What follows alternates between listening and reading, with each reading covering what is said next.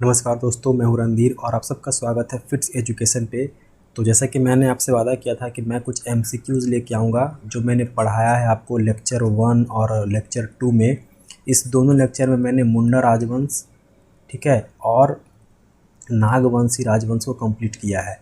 तो इसको हम देखेंगे यहाँ पे, उसके एमसीक्यूज़ लगाएंगे, ठीक है। ऑब्जेक्टिव क्वेश्चन जब तक हम नहीं लगाते हैं, जब तक हम ऑब्जेक्टिव नहीं लगाएंगे तब तक हमारा कंसेप्ट जो है वो क्लियर नहीं होगा, ठीक है। हमें पता ही नहीं चलेगा कि हमने क्या पढ़ा।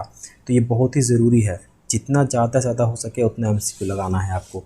तो चलिए आज हम लोग देखने वाले हैं झारखंड के प्राचीनतम क्षेत्रीय राजवंशों में दो राजवंश को हम कवर कर लेंगे इसी में, ठीक है।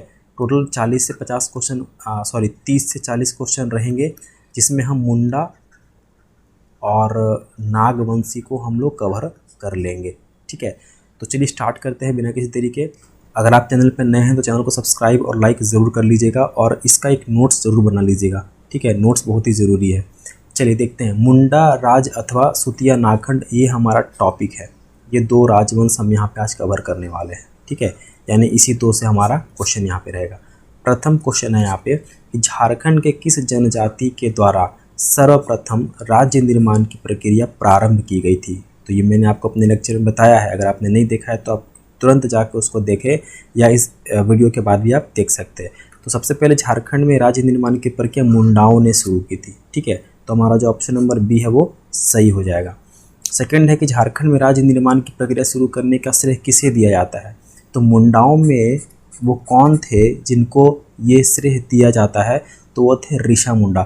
अब देखो यहाँ पे ऋषा, कुछ आपका तो यहाँ पे ऑप्शन ए सही हो जाएगा, लेकिन कहीं कहीं पे ये ऋषा मुंडा कुछ इस तरीके से भी लिखा रहेगा, ठीक है, ऋषा मुंडा। तो आप इसको थोड़ा देख ले, ठीक है। नेक्स्ट हमारा है ऋषा, इसको कहीं कहीं पे रीता मुंडा भी बोलते हैं, ये मैं बताना आपको भूल गया था। कहीं कहीं पे रीता भी लिखा हुआ रहता है, ठीक है। तो इसको आप थोड़ा देख लेंगे, रीता मुंडा या फिर ऋषा मुंडा एक ही बात है। तो रीता मुंडा ने किसे मुंडाओं को शासक नियुक्त किया था। तो यहाँ पे जो ऑप्शन नंबर सी है वो सही हो जाएगा। सुतिया पाहन को रीता मुंडा ने सुतिया नागखंड का राजा चुना था। यहाँ पे कुछ व्याख्या भी दिया हुआ है, आप इसको चाहे तो पढ़ सकते हैं वीडियो पॉज करके। मैं नहीं पढ़ूंगा क्योंकि वीडियो बहुत लंबा हो जाएगा, ठीक है। तो हम सीधा चलते हैं नेक्स्ट अपने क्वेश्चन पे। क्वेश्चन नंबर 4 कह रहा है कि सुतिया नागखंड राज्य में कितने गढ़ों में विभक्त था। तो हम लोग पढ़े थे कि 7 गढ़ होता था और 21 परगना होता था। तो यहाँ पे गढ़ पूछा है ना, तो गढ़ हो जाएगा 7, यानी कि ऑप्शन नंबर सी हमारा जो है वो सही हो जाएगा। व्याख्या यहाँ पे दिया हुआ है, कौन कौन 7 गढ़ के नाम यहाँ पे जो मैंने बताया आपको वही यहाँ पे लिखे हुए हैं, ठीक है। चाहे तो आप इसको पढ़ सकते हैं। क्वेश्चन नंबर 5 है कि सुतिया पाहन ने अपने 7 गढ़ों को कितने परगनों में विभाजित किया था। ये परगना 21 था। तो option number D is the right answer. आपका ऑप्शन नंबर डी जो है वो सही हो जाएगा यहाँ पे, ठीक है। 21 जो है सही यहाँ पे है। चलिए क्वेश्चन नंबर 6 कह रहा है कि सुतिया नागखंड का अंतिम राजा कौन था। सुतिया नागखंड का अंतिम राजा था आपका मदरा मुंडा, ठीक है। इसका कोई उत्तराधिकारी नहीं था, इसलिए ये फनी मुकुट राय को राजा बनाता है और फिर वहाँ से हम लोग देखते हैं कि फनी मुकुट राय नागवंशी राज की स्थापना करता है। और आगे हमारा एमसीक्यू नागवंशी राज से ही है, ठीक है। तो मदरा मुंडा इज द राइट आंसर। 6 का हो जाएगा ऑप्शन नंबर सी। चलिए अब यहाँ से स्टार्ट होता है हमारा नागवंशी का एमसीक्यू। जो 2 लेक्चर मैंने कवर किया है, तो एक का कवर हो गया आपका मुंडा से, बस इतना ही था, इससे ज़्यादा आपको पढ़ने का जरूरत नहीं है। हाँ, कुछ पॉइंट्स हैं जो यहाँ पे कवर नहीं किए गए हैं, वो लेक्चर में है। जैसे मैंने बताया था कि वो 600 ईसा पूर्व में मुंडाओं का आगमन हुआ था, ठीक है। तो ये सब कुछ जो पॉइंट है ये आपको लेक्चर से मिल जाएंगे और कुछ यहाँ से मिल जाएंगे। तो दोनों देखना है आपको, ऐसा नहीं कि केवल वीडियो देखना है, वीडियो भी देखना है और एमसीक्यू भी देखना है। तो दोनों मिला के आपका ओवरऑल पैकेज है वो फुल पैकेज आपका मिल जाएगा और इसका आप नोट्स बना लीजिएगा। तो अब यहाँ पे हम लोग देखते हैं छोटा नागपुर खास के नागवंश, यानी कि नागवंशी से संबंधित एमसीक्यू। झारखंड में नागवंशी की स्थापना कब की गई थी। तो मैंने बताया था आपको 64 ईस्वी में की गई थी। तो ऑप्शन नंबर डी जो है वो सही हो जाएगा यहाँ पे, ठीक है। क्वेश्चन नंबर 8 कह रहा है कि फनी मुकुट राय ने किस राजवंश की स्थापना की थी। तो नागवंश की स्थापना की थी। क्वेश्चन नंबर 8 का आंसर ए हो जाएगा। व्याख्या यहाँ पे दिया हुआ है, पढ़ सकते हैं इसको आप, ठीक है। चलिए नेक्स्ट है 9th हमारा, जे रीड के अनुसार किस सदी में नागवंशी राज्य की स्थापना की गई थी। तो जे रीड एक हिस्टोरियंस थे, इनके अनुसार जो नागवंशी की स्थापना हुई थी वो 9वीं सदी में हुई थी, है ना। ये भी इंपॉर्टेंट है, इसको भी आप याद रख सकते हैं। क्वेश्चन नंबर 10 कह रहा है कि निम्न में से किस नागवंशी राजा को आदि पुरुष भी कहा जाता है। तो फनी मुकुट राय को कहा जाता है, मैंने बताया था आपको अपने लेक्चर में, ठीक है। तो 10th का ऑप्शन नंबर सी हो जाएगा सही। 11 में कह रहा है कि नाग वंश के किस राजा ने क्योंझोर राज्य को पराजित किया था। तो ये बहुत इंपॉर्टेंट है, ये मैंने आपको बताया था। तो यहाँ पे फनी मुकुट राय जो है वो सही आंसर होगा। फनी मुकुट राय ने ही क्योंझोर राज्य को हराया था। क्योंझोर राज्य वर्तमान में उड़ीसा के नाम से जाना जाता है। क्वेश्चन नंबर 12 है यहाँ पे कि फनी मुकुट राय ने अपने राज्य को कितने परगनों में विभाजित किया था। तो फनी मुकुट राय ने अपने राज्य को 66 परगनों में विभाजित किया था। अब ये वाला जो पॉइंट है ये लेक्चर में मैंने कवर नहीं किया, ठीक है, वो लेक्चर में मैं नहीं दिया था, वहाँ पे नहीं था। तो इसलिए मैं कह रहा हूँ कि आपको लेक्चर भी देखना है और आपको MCQ भी लगाना है, ठीक है, तब जाके आपका पूरा का पूरा जो कंप्लीट नॉलेज है वो आपको मिलेगा, ठीक है। तो 66 याद रखना है कि जैसे मुंडाओं ने 7 और 21 के संख्या में बांटा था ना, वैसे यहाँ पे फनी मुकुट राय ने अपने राज्यों को 66 परगनों में बांटा था। तो 12 का ऑप्शन नंबर बी जो है वो सही होगा। 13 कह रहा है कि सुतियांबे में सूर्य मंदिर का निर्माण किसने करवाया था। सुतियांबे में सूर्य मंदिर का निर्माण, तो 13 का जो ऑप्शन नंबर सी है फनी मुकुट राय, इन्होंने करवाया था। 14 कह रहा है कि फनी मुकुट राय ने किस गैर आदिवासियों को अपना दीवान बनाया था।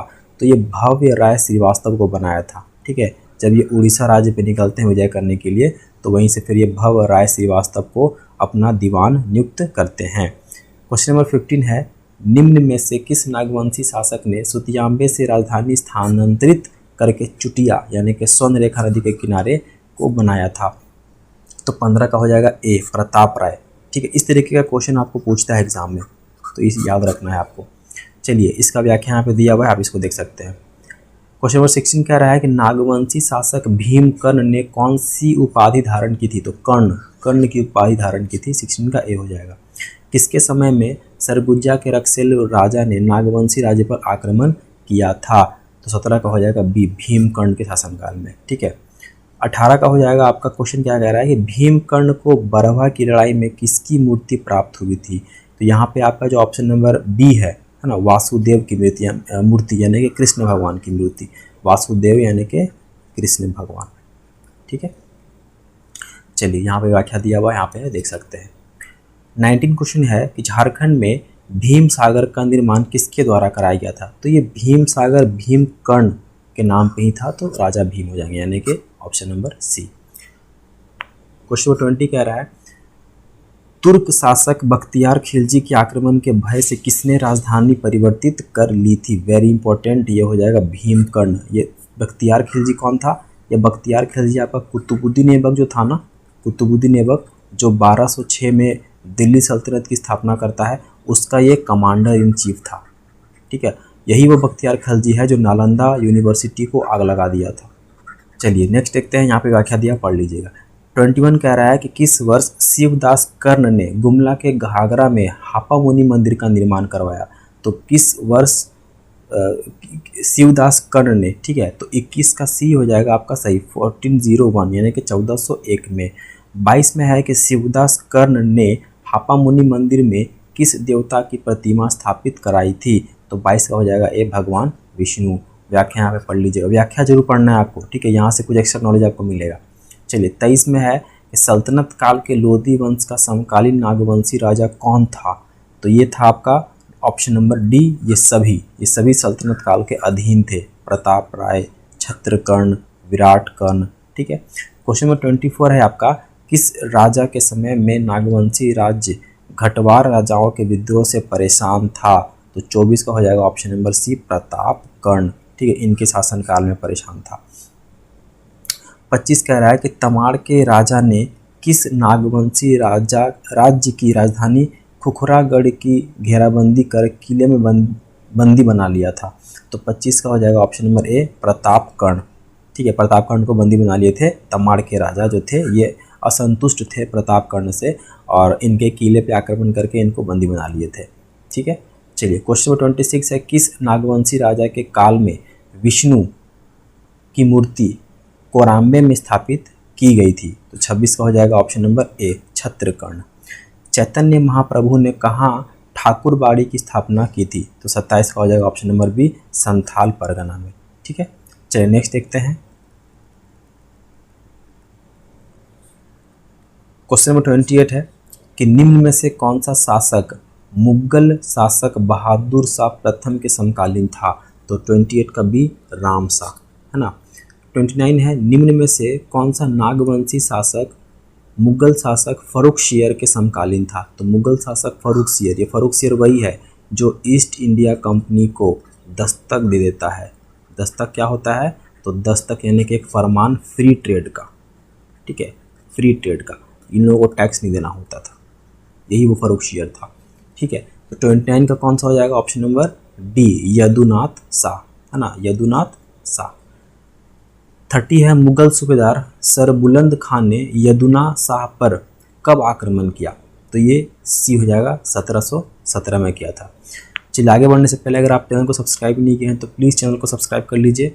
यहाँ पे मैं जीएस से रिलेटेड सारे वीडियोस डालूंगा, खासकर जेसीसी को देखते हुए, जो एक्साइज कांस्टेबल का एग्ज़ाम होने वाला है, एलडीसी का एग्ज़ाम होने वाला है, सीजीएल का एग्ज़ाम होने वाला है, अभी दरोगा का फॉर्म आने वाला है, ठीक है, टेट का आने वाला है, जेटेट का, तो अभी बहुत सारे फॉर्म्स आने वाले हैं। तो धीरे धीरे करके मैं सारा सिलेबस कवर करूँगा, यहाँ पे बने रहिए वीडियो के साथ, यहाँ पे आपको हर एक चीज़ पढ़ाया जाएगा, ठीक है। इसके अलावा हिस्ट्री, पॉलिटी, ज्योग्राफी और करंट अफेयर भी मैं इसके वीडियो डालूंगा, और हाँ कंप्यूटर के भी कुछ लेक्चर्स एक आध हफ्ते में मैं डालना स्टार्ट कर दूंगा। चलिए आगे बढ़ते हैं। किसके समय में बिहार के सूबेदार फर्रुखदुल्ला ने छोटा नागपुर पर आक्रमण किया था, तो ये एक शिवनाथ शाह के शासनकाल में। 32 में कह रहा है कि उदयनाथ शाह के समय बिहार का मुगल सूबेदार कौन था, तो ये था अलीवर्दी खां, ठीक है। इसके किसके शासन काल में मराठाओं ने बंगाल पर आक्रमण करने हेतु झारखंड का प्रयोग किया था, ये वेरी इंपॉर्टेंट है, ये क्वेश्चन आपका पूछा हुआ है, ठीक है, इसको स्टार मार्क कर लीजिएगा। तो ये था आपका श्याम सुंदर शाह। 34 है किस वर्ष बालाजी राव व रघुजी भोसले के बीच हुए एक समझौते के अनुसार झारखंड क्षेत्र पर रघुजी भोसले का प्रभाव स्थापित हुआ था, तो 34 का हो जाएगा बी 1743।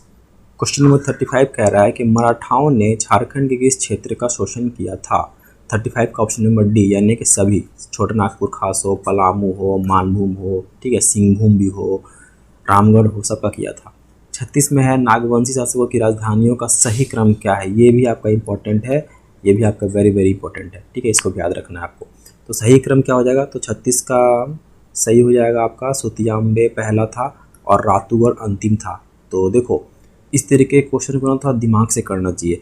अगर आपको बीच का नहीं भी याद है तो इतना तो पता होना चाहिए कि शुरू की राजधानी कौन सी थी, पहली राजधानी कौन सी थी और अंतिम राजधानी कौन सी थी, ठीक है। तो जैसे अभी मैं खुद यहाँ पे थोड़ा भी गड़बड़ हो रहा था मेरा, तो मैंने क्या देखा, मैंने देखा कि चलो फर्स्ट पे सुतियाम्बे था और अंतिम का रातूगढ़ था। तो अब देख लो यहाँ पे किसी भी ऑप्शन में देख लो कि पहले में सुतियाम्बे है क्या, नहीं, तो ये नहीं होगा, ये नहीं होगा। सी में पहला सुतियाम्बे है क्या, नहीं, उपरोक्त में से कोई नहीं, ये तो पूरा गलत है। तो सुतियाम्बे यहाँ दिख रहा है हमको और लास्ट में रातूगढ़, तो यानी ऑप्शन नंबर ए सही हो जाएगा। 37 में है किस नागवंशी राजा के समय झारखंड में जमींदारी प्रथा का उन्मूलन किया गया था, तो 37 का हो जाएगा डी जगन्नाथ शाह, ठीक है। इसी के नाम पे रांची में जगन्नाथ मंदिर का निर्माण किया गया, मतलब इसी ने करवाया था रांची का जगन्नाथ मंदिर, ठीक है। 38 में है नागवंशी शासक एन्नीनाथ शाहदेव ने अपनी राजधानी डोईसागढ़ से कहाँ स्थानांतरित कर ली थी, तो ये सतरंजी में कर लिया था इसने।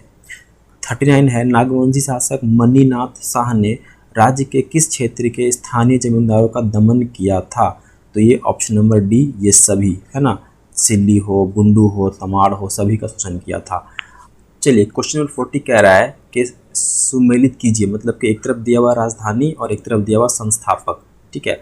तो आपको बताना है कि ये जो राजधानी यहाँ पे दिया हुआ है और इसके संस्थापक कौन थे, तो सुतियाम्बे का फनी मुकुट राय ही थे, चुटिया प्रताप राय था, पालकोट का यदुनाथ शाही था और पालकोट भैरव का जगन्नाथ शाह था।